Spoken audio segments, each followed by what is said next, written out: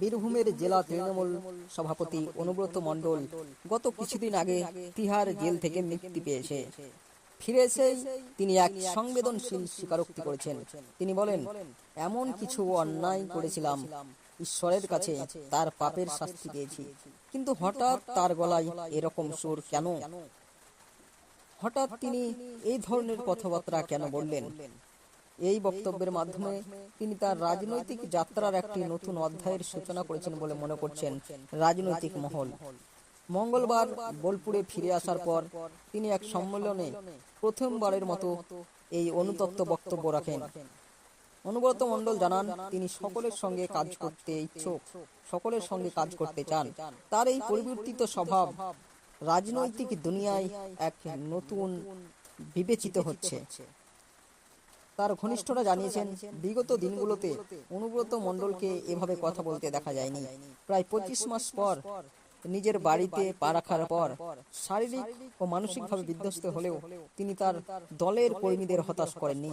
বুধবার তিনি দলীয় কার্যালয়ে গিয়ে কর্মীদের সাথে ও অনুগামীদের সঙ্গে সৌজন্য সাক্ষাৎ করেন। অনুব্রত মণ্ডল জানিয়েছেন, আগামী কালী পূজার পর তিনি প্রতিটি ব্লক ঘুরে দেখবেন। মুখ্যমন্ত্রী বোলপুরে এসেছিলেন, তার জন্য ধন্যবাদ। আমি চাই সবাই যেন ভালো থাকে এবং অশান্তি না করে।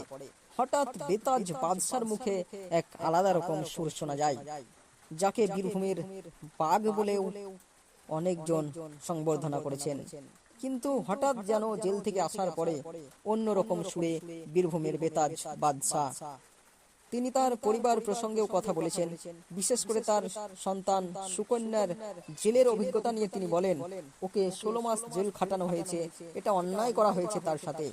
সে একটা সাধারণ পরিবারের মেয়ে, ঈশ্বরের কাছে কিছু পাপ করেছি, তারই শাস্তি হয়তো পেয়েছি। অনুব্রত মণ্ডল রাজ্যের বন্যা পরিস্থিতি নিয়েও উদ্বেগ প্রকাশ করেছেন। তিনি বলেন, রাজ্যের বিভিন্ন জায়গায় যেভাবে বৃষ্টিতে বন্যাতে ভেসে গেছে, তাতে ভীষণভাবে ক্ষতিগ্রস্ত হয়েছে কৃষকেরা। কৃষি জমিতে প্রচুর পরিমাণের ক্ষতি হয়েছে। আমাদের মানুষের পাশে দাঁড়াতে হবে। অনুব্রত মণ্ডলের এই কথাবার্তা রাজনৈতিক মহলে এক নতুন সূচনা তৈরি করবে বলে মনে করছেন বিভিন্ন রাজনৈতিকবিদরা। হঠাৎ কেষ্টর গলায় আলাদা সুর, যে বীরভূমের বেতাজ বাদশা নামে পরিচিত, বীরভূমের বাঘ নামে পরিচিত, কেউ বা আখ্যা দেয় বীরভূমের ডন নামে, তার গলায় আজকে যেন শান্তির সুর। আলাদাভাবে নতুন রাজনৈতিক সূচনা দেখছেন রাজনৈতিকবিদরা।